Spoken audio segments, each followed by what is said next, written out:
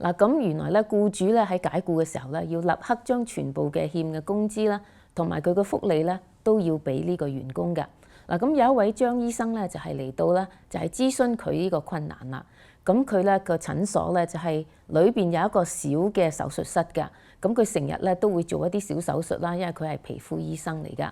咁但係咧，原來有一位護士咧就成日都唔聽話喎。咁佢做嘢嘅時候咧，喺手術進行中咧，佢可以自己咧就係唔同呢個醫生依照佢嘅指示去做㗎。咁因為咧佢覺得咧好似有一啲危險啦，咁佢就叫辦公室嘅人員咧都要開會咧。喺呢個開會議上咧，佢就對呢一個護士咧就指出佢嘅錯處啦。咁護士咧當然咧就同佢反駁啦，大家咧就唔開心嘅時候咧，醫生就認為咧喺咁嘅情況咧，佢應該咧就係解僱呢一位護士啦。咁但係原來咧呢位張醫生咧，佢嘅工資咧全部係由另外一個會計部咧就係出㗎。咁當時咧因為佢自己喺個辦公室啦，會計人員喺另外一個地方啦，咁變咗咧佢係冇即刻咧就有呢個支票俾佢嘅。咁就係因為呢個小問題咧，咁呢一位員工咧就告知呢個勞工處嗰度咧，除咗講到咧佢當日冇即時俾到佢最後一張工資嘅支票之外咧，原來咧佢仲講翻咧以前咧喺度動手術嘅時候咧，有好多時咧都係有呢個超時嘅問題喺度。咁因為病人康復緊啊，佢唔可以就即刻咧就乜都唔做就走人嘅。咁所以咧係咁嘅情況咧，佢除咗要求呢一個最後一次嘅工資嘅出糧之外咧，仲有其他嘅超時工資嘅。咁啊，張醫生應該點算呢？你係咪想知道結局呢？記得聽到最後啦！如果你係有類似嘅案例，或者係有法律嘅疑問，可以喺下邊留 comment 俾我，增長你嘅法律知識、法律常識。我係 Hannah 梁律師，法律係非常之複雜嘅。我會用我嘅經驗嚟為你解答每一樣嘅法律問題。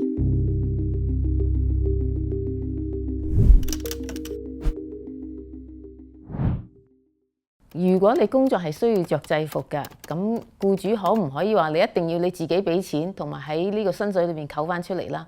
嗱，咁如果個制服咧係公司要必須你着嘅話咧，咁呢個係唔可以㗎。咁尤其是咧有啲制服係非常特色嘅話咧，佢亦係唔可以咧要你自己去買嘅。咁但係如果你嘅制服咧要求或者叫你着得比較專業人士一啲啊，即係唔好着得太暴露啊咁嘅話咧，咁呢啲只係一個要求啫，就唔算係話你必須要着嘅一種制服啦。咁呢個係可以話同你自己着嘅衫係一樣嘅，你只係你自己買啲咩衫嘅話咧，咁呢個咧就係你自己要自費啦。嗱，咁如果你上班需要用嘅工具咧，咁呢啲應該咧都係僱主係提供㗎。咁當然除非咧你係一個自僱人員，即係好似話 independent contractor 啦。咁你做某一個 project，佢叫你去裝修啊，或者做某一個 project 嘅時候咧，咁你就要自備工具啦。但係一般嚟講，如果你係員工，即係好似話做裝修建築嘅人士啦，咁佢係有工具，佢只係請你做一個建築工人嘅話咧，咁你係唔需要係帶自己嘅工具去㗎。如果僱主係需要你係有一個即係特別嘅 license 啊，或者需要你去做培訓嘅話咧，咁咧呢啲培訓嘅學費啊等等咧，都應該係僱主提供俾你㗎。若果你係遲到嘅時候咧，僱主就唔高興啦。咁佢話：你遲到咗半小時喎，咁你今日就要扣你半日糧啦。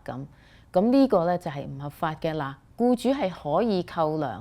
因為你遲到，但係僱主只能咧就係扣你遲到咗嘅時間。嗱，咁如果係你被解僱或者你自己咧就係想離職嘅話咧，咁嘅時候最後呢一份糧應該點俾佢咧？嗱，如果你係解僱一個員工嘅時候咧，你解僱當日咧，你欠佢幾多糧啦，或者佢個 vacation 啊，全部嘅工資咧，你應該喺佢解僱嘅時候咧，一次過咧就當日即係俾佢㗎。如果員工咧就係已經俾咗你一個通知，即係話佢72小時之前已經話咗俾你知，我2、3日後咧我就會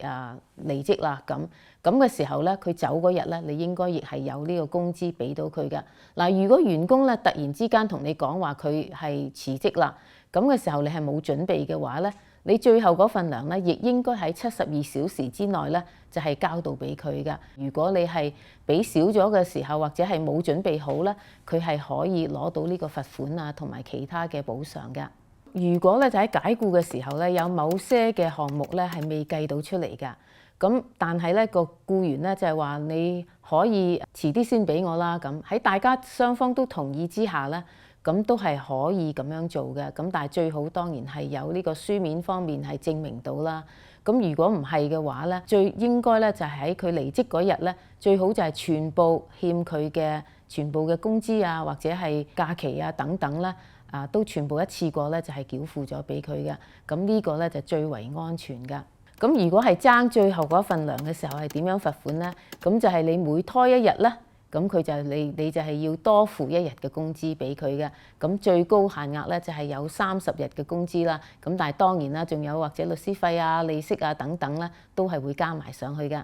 嗱，咁如果咧一間公司咧佢係冇出到呢個超時工資，即係冇俾到 OT 嘅，咁而且仲係全間公司嘅工人咧都係冇攞到 OT 喎。咁樣嘅時候咧，工人係可以咧係 class action 係集體咧就係訴訟呢一個公司㗎。咁只要咧就係工作嘅人員啦，即係都係喺相似嘅工種啊同埋呢個情況之下咧，咁佢哋都係可以有咁嘅機會㗎。咁個證據方面咧，通常都係要工人要俾佢哋自己嗰個上班嘅時間啦。如果時間係唔係有定律嘅話咧，咁都係自己有一本小手冊啦，就係將你自己上班嘅時間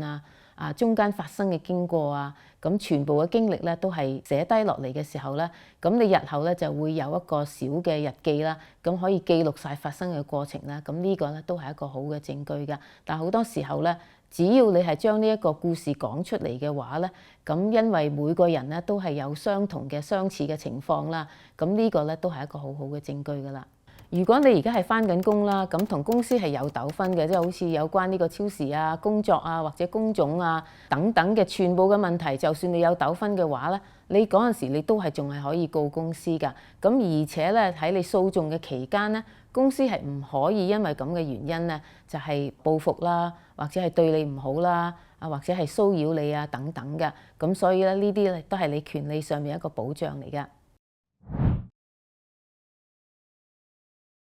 嗱，咁原來咧呢一位員工咧就係有講到佢最後嗰期糧冇出到啦，同埋亦有好多日子咧佢係做咗超時啦，因為手術上面長咗嘅時間咧佢係冇呢個工資㗎。嗱，咁首先咧講到最後嗰日嘅工資咧，當然咧因為個張醫生咧當日係冇準備到呢個最後嗰張支票俾佢啦，咁呢個咧就係正式咧喺法律上咧佢係欠佢呢一筆數字，同埋有一啲罰款㗎。咁但係咧其他嘅日子咧，咁呢一位護士咧，亦係冇一個確實嘅日期啊，同埋時間啊，佢做咗幾耐啊，嗰啲嘅證據喺度㗎。嗱，咁樣咧，我哋同佢計算晒個全部嘅時間之後咧，發覺咧，其實呢一位護士嘅證明咧，都唔係話好充實嘅。咁但係咧，醫生又非常之忙碌啦，佢亦有好多個手術啊等等咧，係安排晒嘅。咁如果要開庭嘅時候咧，亦會使到咧佢係有其他嘅損失啦，同埋咧係耽誤咗佢嘅病人。咁所以咧，佢決定咧就係喺呢個